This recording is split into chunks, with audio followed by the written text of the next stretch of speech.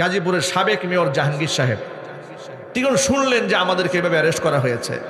তিনি আমাদের হয়ে তিনি চেষ্টা করেছেন, খুব চেষ্টা করেছেন যে এই মামলায় যেন আলেম ওলামারা জেল না খাটে।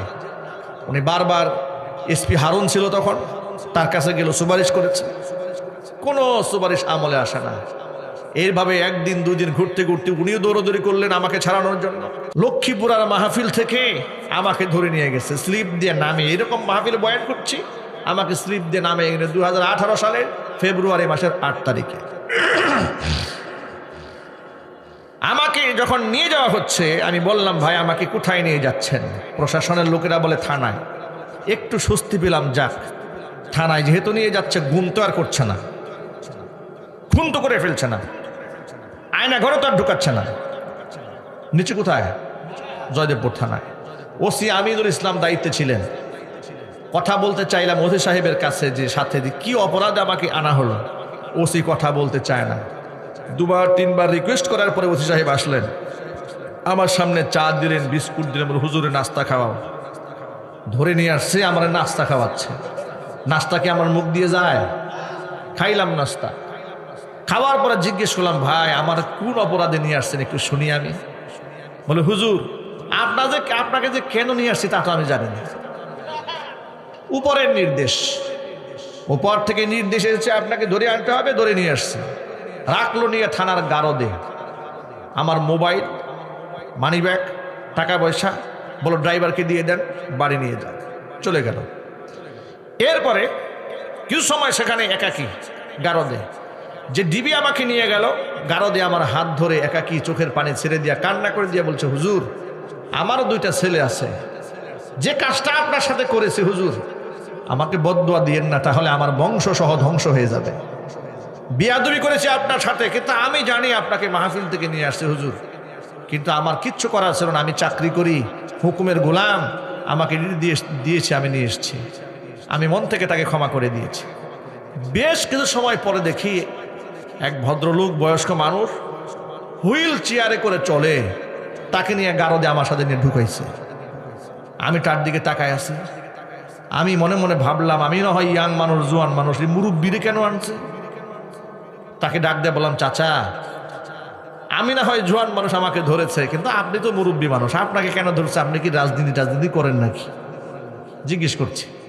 তো তাকে তো আমি চিনি না, জানি না। তিনি আমার দিকে তাকিয়ে আছেন, আমাকে বললেন, আমাকে চেনেন না? আমি বললাম না। তিনি বললেন, আমার নাম হাসান উদ্দিন সরকার। নাম শুনেছেন? আমি বললাম, নাম শুনেছি কিন্তু কখনো দেখি নাই। আপনার নাম আমি শুনেছি। তিনি বললেন, তখন পরিচয় দিলাম, আমি বিএনপির মহানগরের দায়িত্বশীল ছিলাম, এক সময় এমপি ছিলাম, অনেক দায়িত্বের কথা। তখন আমি বুঝলাম, ও আচ্ছা বড় রাজনীতিবিদ, এই জন্য তাকে ধরে নিয়ে আসছে। একটু বৃদ্ধ মানুষ, লাঠি ভর করে চলে, হুইল চেয়ারে চলে, অসুস্থ ছিলেন তিনি। দেখেন, উনি আমাকে জীবনের প্রথম দেখলেন গারদে, থানার গারদে। আমি ওনাকে জীবনের প্রথম দেখলাম কোথায়? কথা একটু বলেন আপনারা, এখানে শিক্ষা আছে। ওনাকে আমি জীবনে প্রথম দেখলাম গারদে, উনি আমাকে দেখলেন গারদে। আমি পরিচয় দিলাম, চাচা আমি বুটবাজার কেন্দ্রীয় জামে মসজিদের খতিব, আমার নাম মাওলানা আব্দুর রহিম আল মাদানী, আমাকে মাহফিল থেকে নিয়ে আসছে। এটা শুনে উনি খুব কষ্ট পেলেন। তিনি আমাকে হাতে হাত রেখে সান্ত্বনা দিয়ে বললেন, বাবা সবর করো, ধৈর্য ধরো, একদিন সুফল আসবে। আমাকে তিনি শান্ত করলেন। ওনার জন্য আমার জন্য কোনো বিছানা ছিল না। ওনার যেহেতু উনি বড় নেতা, তার জন্য দেখলাম অনেকে তুষক নিয়ে গেছে গারদে। উনি ওনার তুষকে আমাকে বললেন যে, বাবা আপনি শুয়ে পড়েন। আমাকে বলতেছে, আমাকে বিছানায় শুয়াই দিয়া উনি বসে বসে তাহাজ্জুদের নামাজ পড়া শুরু করলেন। তো এই দৃশ্য দেখে ওনার প্রতি আমার খুব মহব্বত তৈরি হলো, যে এত ভালো একটা মানুষ, চিনি না জানি না, কিন্তু উনি আমাকে সম্মান দিয়েছেন। ফজরের সময় আমি ওযু করতে গেলাম ওখানে ভিতরেই। এরপরে উনি একটু টয়লেটের ভিতরেই, টয়লেট ছোট্ট গারদের মধ্যে বসলেন জরুরত সারার জন্য। জরুরত সেরে উনি ফ্রেশ হয়ে উনি যে টয়লেট থেকে দাঁড়াবেন, এই শক্তি আর ওনার হাতে নাই। উনি আমাকে ডাক দেন, বাবা আমাকে একটু ধরো, আমি তো দাঁড়াতে পারছি না। এত মায়া লাগলো, প্রচণ্ড শীত, ফেব্রুয়ারির 8 তারিখ। আমি 2 হাতে ভর করে, ভারী মানুষ, খুব কষ্ট করে উঠালাম। উঠানে দেওয়ার পরে উনি পুরো সময়টা তাহাজ্জুদে আল্লাহ পাকের জিকির আজকারে কোরআন তেলাওয়াতে কাটাই দিলেন। এত মোহাব্বত লাগলো তার এই আমলটা দেখে আমার কাছে, যে এত ভালো একটা মানুষ এইভাবে ধরে কষ্ট দিচ্ছে। সকালবেলা, কিন্তু কেউ জানে না, উনিও জানে না উনি কোন মামলার আসামি, আমিও জানি না আমি কোন মামলার আসামি। সকালবেলা উভয়কে কোর্টে হাজির করা হলো। মামলার এজাহারে তাকায় দেখি মামলার এজাহারে লেখা আছে, টঙ্গীতে কোনো এক গোপন বৈঠকে আমরা 150-200 মানুষ আমরা গোল মিটিং করতেছিলাম রাষ্ট্রে একটা নাশকতা তৈরি করার জন্য, এবং সেখান থেকে পুলিশ আমাদেরকে ধাওয়া দিয়েছে। ধাওয়া দেওয়ার পরে সব পালাই গেছে, আমরা 7 জন পালাইতে পারি নাই। আমাদেরকে হাতে নাতে ধরছে। আমি এবং হাসান সরকার আমরা দুজনে মিলে পরিকল্পনা করে নাটকটা করতেছিলাম ওই জায়গায়। আমার পকেটে 16টা ককটেল পাওয়া গেছে। এই হচ্ছে মামলা। এখন আপনারা বলেন, এই মামলা যে লিখেছে ও কয় বোতল খাইছিল? ডেট এক্সপায়ার গাঁজা না খাইলে এমন মামলা লেখা যায় না। প্রত্যেকটা আওয়াজ দিয়ে বলতে হবে, ঠিক কিনা বলেন?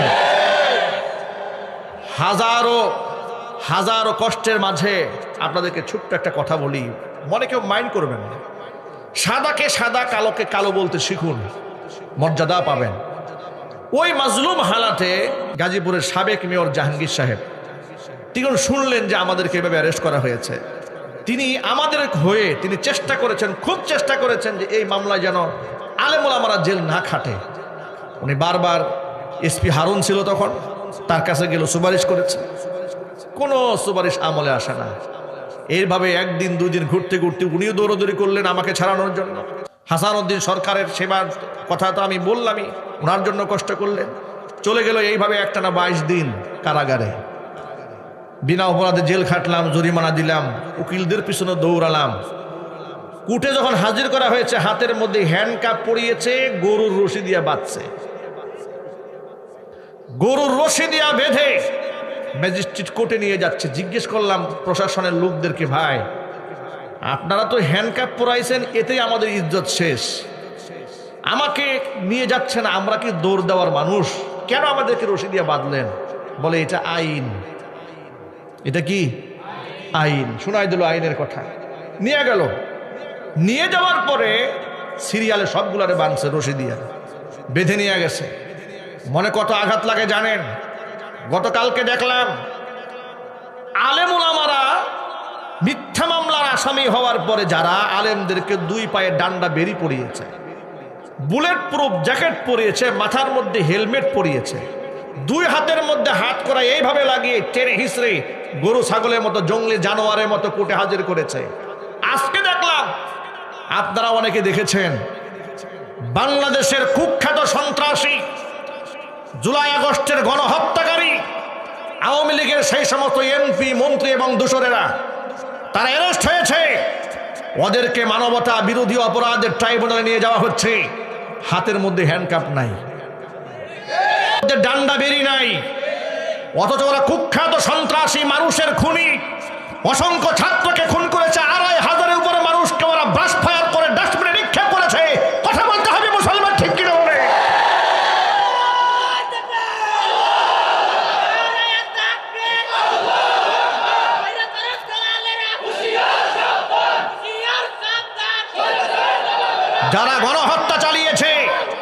যারা গণহত্যা চালিয়েছে তাদের হাতে হ্যান্ডকাপ নাই, পায়ে ডান্ডা বেরি নাই। ব্যাপারটা কি? হঠাৎ করে খুনিদের সাথে এত প্রেম, এত পীড়িত কোথা থেকে উতলায় উঠল? আলেমদেরকে রশি দিয়া বাঁধার সময় দেশে আইন ছিল, এখন দেশে আইন নাই। আমরা অন্তর্বর্তীকালীন সরকারকে বলছি, খুনিদের সাথে কোনো আতাত চলবে না। তারা মানবতার দুশ্মন। তারা শুধু আলেমদের উপর দুশ্মনী করেছে তা নয়, ভিন্ন মতের যাকে পেয়েছে তাকে শত শত মামলা দিয়েছে। কথা বলেন। এই যে পরিচালক বলেছেন না যে মাহফিল করতে গেছে, ডিবি দ্বারা এসে ধরার জন্য। চিন্তা করতে পারেন, পূজা পার্বণে বাধা ছিল না, বড় বড় রঙ্গমঞ্চ সাজিয়েছে, বাধা নাই। আর মাহফিল করতে গিয়েছে, বাধা দিয়েছে, প্রশাসনিক আউট করে দিয়েছে, মাহফিল প্যান্ডেল ভেঙে দিয়েছে, বক্তার সামনে থেকে মাইক কেড়ে নিয়েছে। এই ধরনের আচরণ যারা বাংলার মাটিতে করেছে, ওদের বিচার হওয়ার আগ পর্যন্ত কোনো প্রকার নমনীয় আচরণ এদেশের মুসলমান সহ এদেশের কোনো নাগরিক বরদাস্ত করবে না। রাজি আছেন কিনা? দুহাত দেখতে চায়।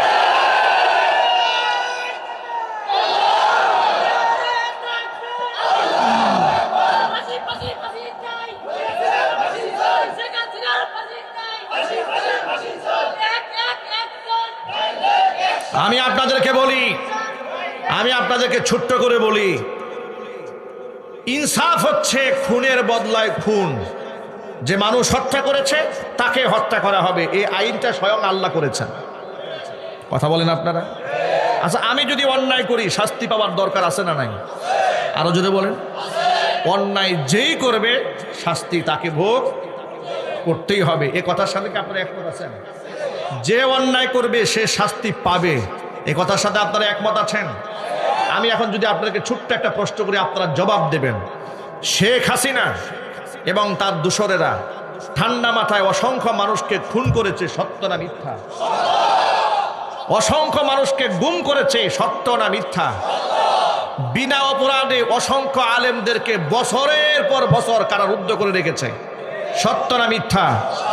অসংখ্য মানুষদেরকে আয়না ঘরে রেখে পাশবিক নির্যাতন চালিয়েছে, সত্য না মিথ্যা? এতগুলো অপরাধ করার পরেও তার দলের নেতা এবং কর্মীরা আজ পর্যন্ত শুনেছেন যে একটু অনুতপ্ত হয়ে বলেছে যে আসলে এইভাবে মানুষগুলা মারা ঠিক হয় নাই? এটা অনুতপ্ত পেয়েছেন আপনারা? আপনারা কি আন্দাজ করতে পারেন এরা কত বড় জানোয়ার? মানুষ মারার পরেও যার কলিজা কাঁদে না, যিনি উল্টা ফোন দিয়ে ঠেট দেয় যে একটা কেউ ছাড় দেওয়া হবে না, আল্লাহর কসম, আল্লাহর কসম, ও আর মানুষের কাতারে নাই, তার চিকিৎসা প্রয়োজন। কথা বলতে হবে, ঠিক কিনা বলেন? অন্তর্বর্তীকালীন সরকারকে বলবো, শহীদদের রক্তের উপর আপনি দাঁড়িয়ে আছেন, শহীদদের রক্তের উপর দাঁড়িয়ে থেকে জালেমদের প্রতি কোনো প্রকার সহানুভূতি দেখাবেন না। ভারত আপনার কিছুই করতে পারবে না, কারণ ভারতের পেটে লাথি মেরে দেশের লোকেরা স্বাধীনতা অর্জন করেছে। ভারত তার দাসকে বসিয়ে রাখতে চেয়েছে, এদেশের জনগণ দাসত্ব গ্রহণ করে নাই। এদেশের ছাত্ররা দাসত্ব মানবে না, এদেশের ইয়াং প্রজন্ম, তরুণ প্রজন্ম দাসত্ব মানবে না। এদেশের মানুষ স্বাধীনতা পেয়েছে, এদেশের লোকেরা ফেসবুকে স্বাধীন মতো কথাও বলতে পারে নাই, গ্রেফতার করা হয়েছে। ডিজিটাল সিকিউরিটি আইনে নিরাপত্তার নামে যাকে খুশি তাকে মামলা দেওয়া হয়েছে। এই সমস্ত ভণ্ডামি এই দেশে আর চলবে না। কথা বলেন ঠিক কিনা? প্রসঙ্গক্রমে ছোট্ট করে বলে দেই, স্বাধীনতা অর্জন হয়েছে বলে অন্যায় কাজ করা যাবে না। এই দেশ স্বাধীন হওয়ার পরে দেখেছি বেশ কিছু লোকদের ঘর বারে আগুনে পুড়েছে, মনে রাখবেন, আমাদের চোখের সামনে এগুলো হয়েছে। তবে আমার বিশ্বাস এই সমস্ত ঘর বারে আগুনে পুরানো ছাত্র সমাজ করে নাই, দায়িত্বশীল কেউ করে নাই, কোনো কুচক্রি মহল এগুলা করেছে। কথা বলেন ঠিক কিনা? তবে হ্যাঁ, যে পরিমাণ মানুষ হতাহত হয়েছে, খুন হয়েছে, গুম হয়েছে, তার তুলনায় তো এগুলা কিছু নাই। কথা বলেন, এই কাজগুলো যদি অন্য কেউ করতো আর তারা যদি বিপ্লব ঘটাইতে পারতো তাহলে কি হতো জানেন? কি হয়েছে এই দেশে? কয়জন লোককে হত্যা করা হয়েছে, কয়জন লোককে গুম করা হয়েছে, বরং এখনো পর্যন্ত জামাই আদর করে আদালতে তোলা হচ্ছে। মনে রাখবেন, এই দেশে ইনসাফ কায়েম হওয়ার আগ পর্যন্ত আমাদের লড়াই থামবে না। যুবকেরা, যদি আবার বিপ্লবের ডাক আছে, জালেমদেরকে যদি কোনো ব্যক্তি আবার প্রত্যাবর্তন করার জন্য, তাদেরকে নতুন করে সেটেলমেন্ট করার জন্য ষড়যন্ত্র করে, সেই ষড়যন্ত্র রুখে দেওয়ার জন্য কি আপনারা প্রস্তুত আছেন? কারা কারা প্রস্তুত? হাত দেখতে চায়।